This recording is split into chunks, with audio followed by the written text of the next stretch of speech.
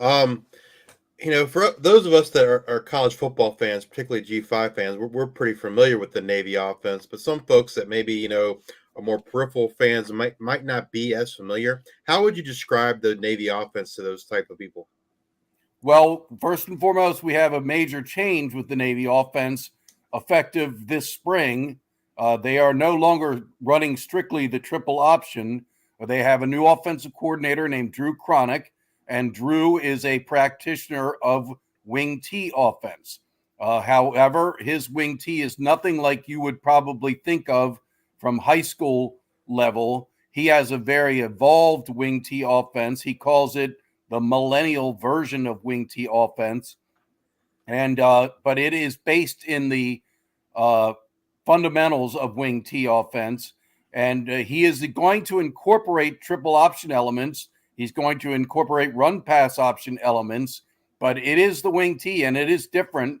And having been out at Navy football practice, quite often during the spring, it's going to be quite a change for fans to see. It is not the exact same setup, although they will on occasion get into the traditional triple option alignment, which is the two wings. They don't call them slot backs anymore, by the way.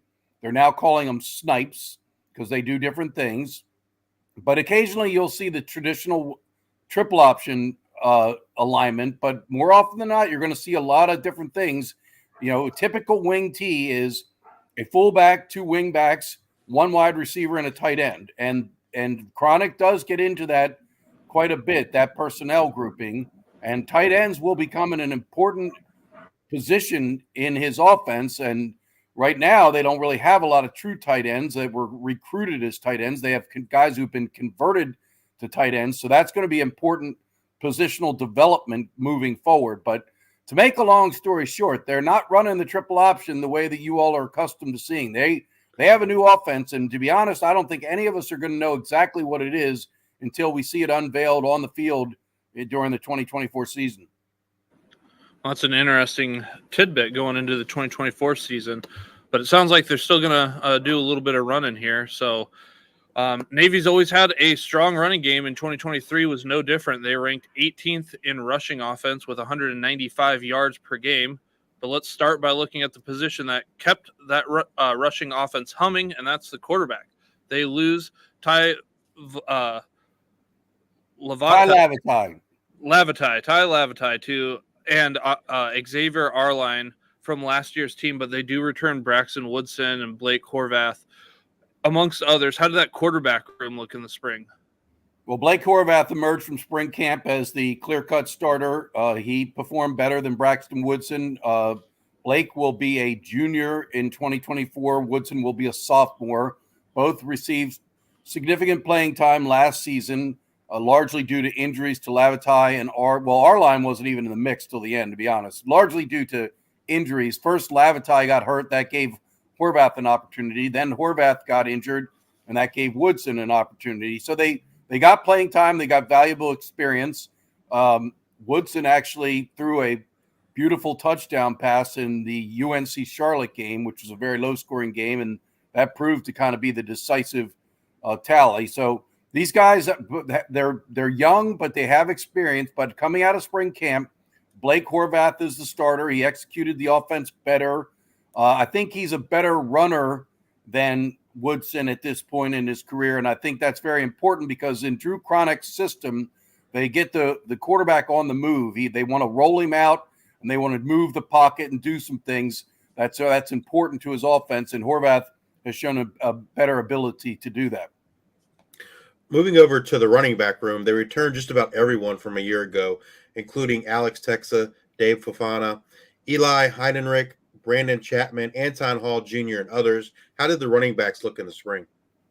Well, first and foremost, it's going to be interesting to see, again, the Navy's traditionally had slot backs and a fullback. And I think with the new offense that it's not going to be as quite a distinct difference in body type and, running ability and just the entire makeup. If you have watched Navy over the years, the slot backs are tiny. They're 5'6", 5'7", 5'8", 165, 170 pounds. They're tiny guys. I don't know that is going to work moving forward just because of the way they use what they're now calling the snipe position. And I don't know that they need a bruiser at fullback because they're not as often in the triple option set where the fullback is so close to the line of scrimmage. That's why you always wanted a big guy, because he's hitting the line very quickly, and sometimes he has to make a hole himself. So I think they're going to start change their recruiting profile in that regard and make a more versatile running back, as you just described, where they're all similar and can all be used in different ways, and they're all versatile. But for now, Alex Texa and Daba Fofana were fullbacks in the previous system, so they will most often line up behind the quarterback in that fullback type mode. And Alex Texa was outstanding last year. He has excellent speed. He is a guy that can do a lot more things than a traditional Navy fullback. He can catch the ball out of the backfield, which is another thing I think you're going to see more often. Screen passes and flares and things using backs out of the backfield to catch the ball. But Texa is a very dynamic player, and he'll probably be the lead for now. Let's just call it fullback. And Daba Fofana, who was named team captain recently, offensive team captain, he had a huge year 2 years ago as the fullback in Navy's triple option, but he kind of dropped off last year, largely because Texa got more of the playing time and the carries. So those are the two primary guys as what I'll call out of the backfield behind the quarterback. And then Eli Heidenreich is a guy to keep an eye on. He is a tremendous talent, very versatile. He was a wide receiver in high school, so he's very, very comfortable lining up in a receiver mode, and they're going to do that quite often with him. I think you're going to see him in more of a traditional slot receiver alignment more often this season. But he also can run the ball, and I think they like to do jet sweeps and other type things, and I think you would see Eli Heidenreich doing that. But he is, from what I saw in the spring, Eli Heidenreich is the most dangerous weapon Navy has right now. He's fast, he's quick, he's can break tackles, he's got the power to break some tackles. He is just a very dynamic performer. Numerous times during spring camp, Eli Heidenreich, either on a reception or a run, breaking away for touchdowns. So I think he is a big offensive weapon to keep an eye on going into this season. Nice. The offensive line loses Joshua Pena and Sam Glover, who started many games for the Midshipmen in 2023, but they do return Connor McMahon, Brent Self, Ben Purvis, Javon Booten, Trey Cummings, and others. How did that group look in the spring, and are they ready to continue? Open up holes for that running game? I think they look better than expected. Drew Cronick had said that his the most difficult position in terms of learning his offense was the offensive line, because they're doing different things. So they're no longer in the mauler type mode where they're hand in the dirt and they're going forward at all times. That's what was your triple option mode for an offensive line, is the very come off the ball hard, really get into the guy across from you as fast as possible. Now that Navy's going to be throwing the ball more often, they've had to have a more balanced stance because they're going to be in pass protection mode more often. So that's a big change for the offensive linemen, but they seem to do pretty well. And again, based off how the offense performed, I would say the line came together pretty well. And I think you named the starting lineup. It's going to be Connor McMahon at left tackle, Ben Purvis at left guard, Brent Self, who's a returning starter at center, Javon Boughton at right guard, that he replaces Pena, and Trey Cummings at right tackle.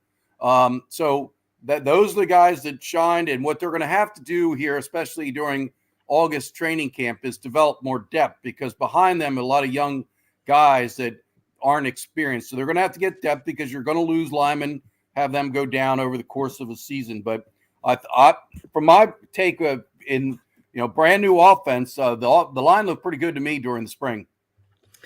You may have already answered this question, but if you had to pick an offensive breakout player for 2024, who would that be? That is a very good question. One of the things we're trying to figure out is wide receiver. During spring camp, Navy had 5-6 wide receivers unavailable, either because they'd undergone off-season surgery, or, and here's the guy I'm going to mention, in the case of Nathan Kent, he is a member of the track and field program. So he did indoor track and field, and he does outdoor track and field. He's currently in season. He missed spring camp because of his commitment to the track and field program, but Nathan Kent is a sprinter. He is the Patriot League champion in both the 200 and the 400-meter dash. He is a speedster. Navy fans will remember 2 years ago when he was a freshman, he took a reverse and would look like he was shot out of a cannon and running 60-some yards for a touchdown. So he is a guy that has tremendous game-breaking ability. Now, last season, he was barely used. They barely targeted him. So Nathan Kent was like a lost or missing in action, if you will, last season. So they need a receiver. They lost Jaden Umbarger, who was their primary target a year ago, and they have got to develop a go-to wide receiver. And the obvious guy is Nathan Kent. He's 6'4", long leg, long strider, speedy, as you mentioned. Guy's a conference champion sprinter. So you got, if utilized correctly, Nathan Kent's your breakout performer.